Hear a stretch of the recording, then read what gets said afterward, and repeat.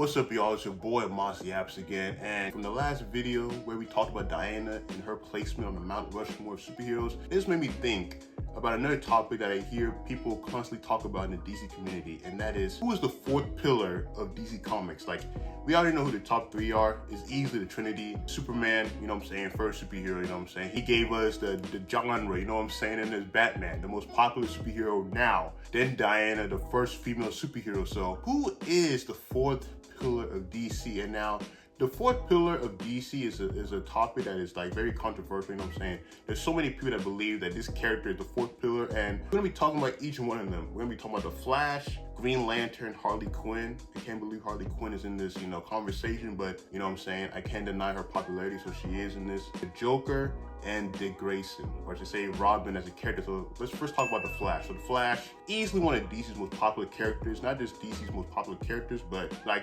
fictional characters in general. Like the Flash, he is him when it comes to speed.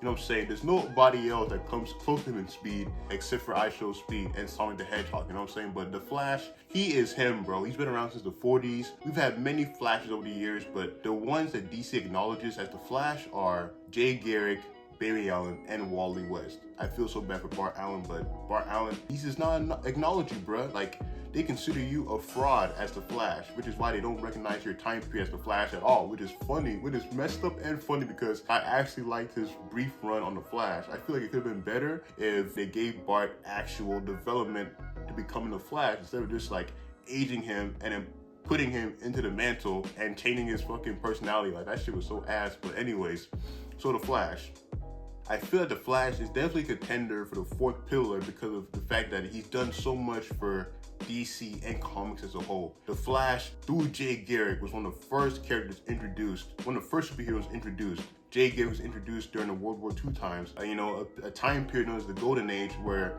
a whole bunch of characters were being created around that time period. You had Superman in 1938, Batman in 1939, you had the Flash in 1940 through Jay Garrick. In 41, you had Captain America, you had Aquaman, Wonder Woman, Billy Batson, Captain Marvel, and I think Namor, he came out 2 years before that, because I remember Aquaman came out in 1941 and Namor appeared before Aquaman. So yeah, you know what I'm saying? You had all these characters, and the Flash was one of those characters that was very popular because of the fact that there was a character that could move at super speed, you know what I'm saying? He could run super fast, he could dodge at super fast. Nobody saw a character like that in a long time since Hermes. So Jay Garrick became super popular to the point where in the 50s, where comic books were, starting to not really be that popular anymore because of the fact that, people didn't want to see fighting anymore, because they were getting into a decade where they just wanted to see stuff about love or science fiction. And, that leads us to the next Flash, Barry Allen, and how his creation changed comics like forever, because of the fact that in the 50s,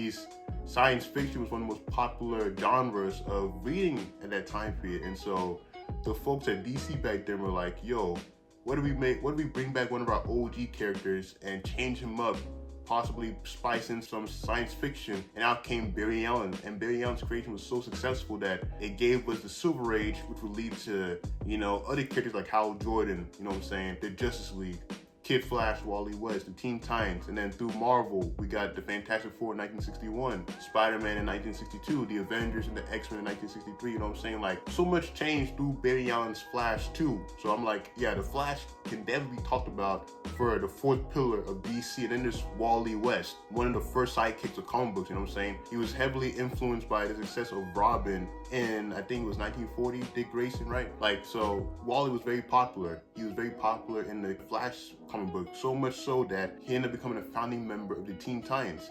He was a member of the Teen Titans for a long time. Then he became a part of the most famous version of the Teen Titans, known as the New Teen Titans, that introduced, Raven, Cyborg, and Starfire all in 1980. And also the comic book series that really, cooked Wally's character. You know what I'm saying? Like, folks still clown him for that. Y'all know what? I'm about to show the panel right now. That panel, man, that panel cooked Wally's character, bro. Anytime anyone brings up that panel Wally, just know he's about to get flamed on, bro. And it'd be funny when I see that shit. I'm like, damn, bro. The writer did not like Wally, man, because when you look at Wally in that comic book, as opposed to some other storylines that featured him around that time period, Wally was not acting like that, man. Like, it's funny, but anyways, Wally's also important to the Flash name too, and just for Flash being a very popular character today because of the fact that when he became the Flash, he got all kinds of stuff, bro. The Speed Force, the phrase, my name isn't the fastest man alive, you know what I'm saying? Eborthon's origin story, the Black Flash, Cobalt Blue, Savitar, you know, all these things that the CW show took, you know, aspects from, came from his time period as the Flash family, and so Wally's just as important to the Flash name as Jay and Barry are. So that just makes me think that the Flash, he is definitely a contender for the fourth pillar. Like, he's just been so popular, bro. Like, through the 90s show, when he finally got his first live action show, the fact that the Barry Allen version of him has the most iconic death ever in comics. Then the 2000s with Justice League and Justice League Limited with Wally West, bro. I feel like Wally's version of Flash in that show is like beloved by many, bro. When people talk about a perfect Flash adaptation, they always talk about that one for some reason, man. And I get it. Wally in that show was him, bro. Like, the Flash in that show was just, he was just everything perfect about how the Flash can be when adapted right. Like, I know he had Barry's origin, but even with Barry's origin, he still acted like Wally. He acted like Wally from Justice League Europe, Justice League International, and then the Lowe's era Wally too. Like, it was so great. And then not just through Wally during that time period too, but he was about to get 2 movies in the 2000s. Sadly, they both got canceled. He was getting a video game, you know, ready too for the Xbox 360 and PlayStation 3. And then not just that, both Barry and Wally as the Flash were going to appear in Justice League Mortal. So that can just tell you that the Flash was really him in the 2000s, bro. In the 2010s, Barry became even bigger through the Flashpoint Paradox movie and then the Flash CW show. The Flash CW show cemented Flash as an all-time pop culture character, bro. He like nobody, there was nobody that wasn't talking about the show around that decade. Like, I know the show had some funny moments, man, but the show really made the Flash popular, bro. And then came the DCEU, the Flash movie, and Ezra Miller. All that shit cooked my boy Flash forever, bro. Now the Flash looks like he's gonna be on that Green Lantern shit from 2011. They don't know if they're gonna put him on the backseater, bro, or they're gonna blacklist that nigga for a while. Why they you know, focus on other DC characters? Like, it sucks, bro. But the Flash, if the Flash movie was a Flash movie, you know what I'm saying? If it focused on Iris and Barry, you know what I'm saying? The Rogues, introducing Wally as his nephew. If it focused on all of that, bro, I feel like the Flash would be on a whole nother level of popularity right now, bro. Like, that Flash movie really tanked his probability of being an even bigger character than he is already, man. Because now folks are clowning on Barry. For the next Flash adaptation, they want Wally West, and I get that. Wally's my favorite Flash, but Barry's been getting dunked on since that movie flopped, man. Like, it made me mad, bro. It makes me mad even thinking about it. Like, the Flash could have been so much bigger with that movie if it did really well, but it became a box office flop. Like, it sucks, man. But anyways, after the Flash, we got his homie, the Green Lantern. Now, the Green Lantern, bro, besides the Flash, the Green Lantern's easily one of DC's most important characters and one of the most popular characters. There's been many Green Lanterns. Alan Scott in 1941, Hal Jordan in 1959, I think Guy Gardner during the 60s, John Stewart in 1971, Kyle Rayner in 1994. There's been many Green Lanterns over the years, and the Green Lantern's always been a very popular character because of the fact of his power set. You have a ring that can make you do anything you want. Like, that's so damn cool to me. But the Green Lantern, he was really becoming DC's fourth pillar character during the 2000s when Hal Jordan came back, and we got all kinds of new mythos under Hal Jordan. You know what I'm saying? The different Lantern emotional spectrums. You had rage, you had greed, you had love, you know what I'm saying? You had compassion, you had all kinds of shit, hope, all that stuff through Hal Jordan's time period as Green Lantern, because, you know what I'm saying, Kyle Rayner, I love Kyle Rayner, right? But them niggas hold him out, bro. I'm sorry, bro. Like, tell me why as soon as Hal Jordan comes back, Green Lantern becomes an all-time top seller again. Like, that shit is crazy to me, you know what I'm saying? Like, it's just so wild to me. And so anyways, besides that, Green Lantern was becoming so big in the 2000s, right? To the point where he was getting many animated features, right? He had like 2 animated movies in the late 2000s, right? Then in the 2010s, he had his own Green Lantern animated series that gave us both Hal Jordan and Guy Gardner in the series. If we got another season, we would have possibly gotten John Stewart and then maybe Kyle Rayner. And then that same year, we were getting the Green Lantern movie, which was starring Ryan Reynolds as Hal Jordan. And now that movie tanked.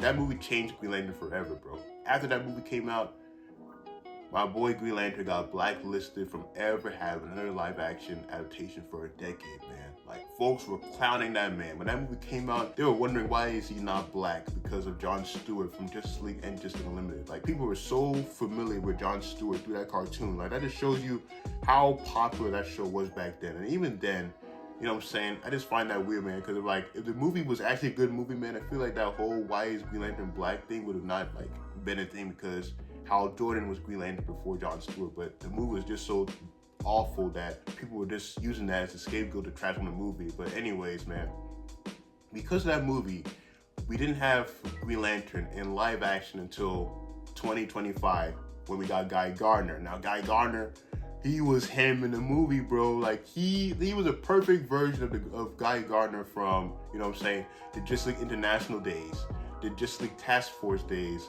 the Justice League, you know, Europe days, and from those early time periods of when he was working with Hal Jordan and Jon Stewart. Like, they nailed him in there, and the way they animated and CGI'd his constructs in that movie, that just made everybody start glazing Green Lantern. Like, I can't believe it was through Guy Gardner, the douchebag Green Lantern, that people actually started like caring about Green Lantern again. And so because of that, we now have a movie that's gonna, not a movie, a series that's gonna be coming out very soon. It's gonna feature Jon Stewart and Hal Jordan. If that series ends up being good, bro, Green Lantern will have his name cemented again as being one of the all-time greats that definitely deserves more glaze and not be disrespected, because of the fact that Green Lantern, he was really working up there to being the fourth pillar of DC. If it weren't for, you know what I'm saying, the Green Lantern movie doing what it did, I can definitely see him being the fourth pillar, because his comics was selling very well during the 2000s. Even during the New 52 and Rebirth,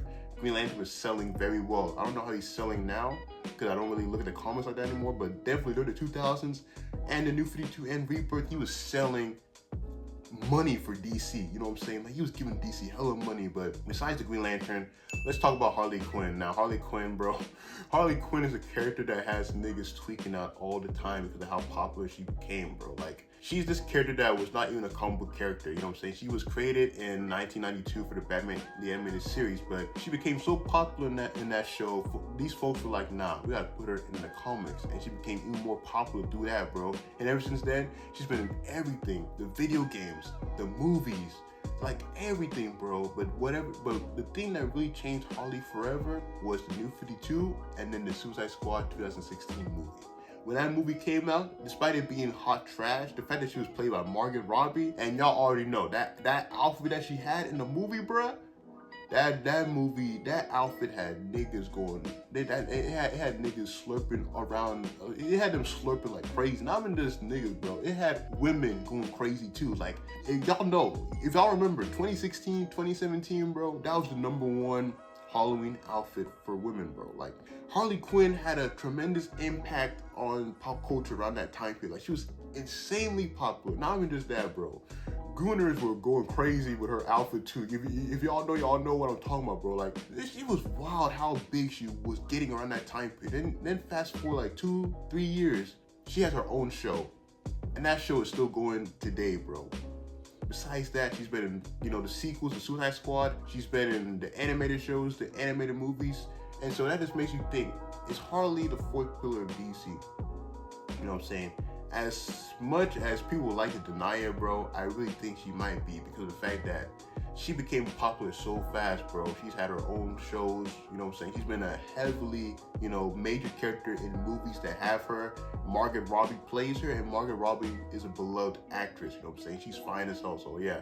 She's a beloved actress that many people respect and adore, so that only fills up, you know, Harley Quinn's, you know, character even more, you know what I'm saying? And Arlene Sorkin, rest in peace to her, you know what I'm saying? The OG Harley Quinn. That's just like all the factors on how she can be the fourth pillar of DC, because she's done so much for DC too.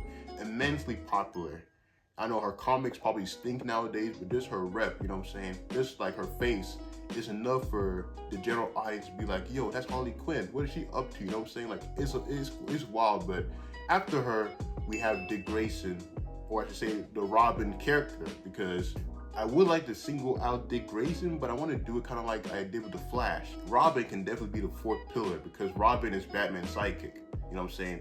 Just him being a Batman IP character makes him ahead of all these other characters, you know what I'm saying? So Robin, the first sidekick, you know what I'm saying? He comes before Bucky Barnes, Kid Flash, Wally West, Donna Troy, Wonder Girl, Aqualad. He comes before all of them folks, you know what I'm saying? And so Robin, I mean, it's pretty straightforward why I can consider him a fourth pillar of DC, because of the fact that he's Batman's sidekick character. He's just as popular as Batman. When I should not say just as popular, but he's also very popular. We've had a Robin that founded the Teen Titans. We have a Robin that's a leader of the most popular version of the Teen Titans. We have a Robin that founded Young Justice. We have a Robin that was heavily influenced. It was a part of the Teen Titans comic during the 2000s, you know what I'm saying? Then we have Damian Wayne Robin too, you know what I'm saying, who was, even though that run of the Teen Titans was ass, he still played a huge impact in that too. The second Robin has one of the most iconic deaths ever, to the point where folks were actually voting to see if they wanted him dead or alive, you know what I'm saying? The first Robin is the first sidekick of all time, founding member of the Teen Titans. He's a part of the most famous version of the Teen Titans. He became his own character, Nightwing, and he's been selling well as Nightwing since 1994. I like to say, yeah, since 1994. You know what I'm saying? Very popular character. He's a character that many people want to see in live action Batman, you know, in Batman form. You know what I'm saying? They want him in either Batman 2 or just in the DCU. So I've spoken about all these characters, right? All these characters, who needs to be the fourth pillar? Who should be the fourth pillar of DC? And you know what I'm saying? I'm just gonna let y'all know, man, because I'm about to be biased as hell. My boy Flash, bro. My boy Flash. And I know y'all probably gonna be like, nah, bro, ain't the Flash, man. The Flash, the 2023 movie cooked his rep. I don't care, bro. The Flash, man, he had everything going for him, bro. If it weren't for that Flash movie, man, oh my God, bro. If it weren't for that Flash movie and Ezra Miller just being a trash ass person, you know what I'm saying? And an actor too. I want me to say a trash ass person, but an actor too. If it weren't for that god awful movie, bro, The Flash, his name would be way higher up there, you know what I'm saying? Because this man, he's always talked about, you know what I'm saying? He's been in part of many versions of Justice League. Each version of The Flash has done something tremendous for DC and comics as a whole.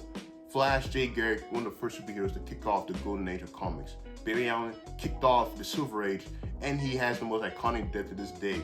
Wally West, the first major sidekick to become the main character and surpass his two predecessors, you know what I'm saying? Like, come on, bro. It don't get more bigger than that, bro. Like, I feel like if the Flash movie was actually a Flash movie about the character, the Flash would be a way different character now, because I found out the other day that the guy that did the Suicide Squad anime, the Isekai anime for Suicide Squad, right? I found out he wanted to do a Flash anime too, but DC was like, nah, do a Suicide Squad one. That's because of the fact that the Flash movie flopped. And the director of the Flash movie, he blames it on people not caring about the Flash.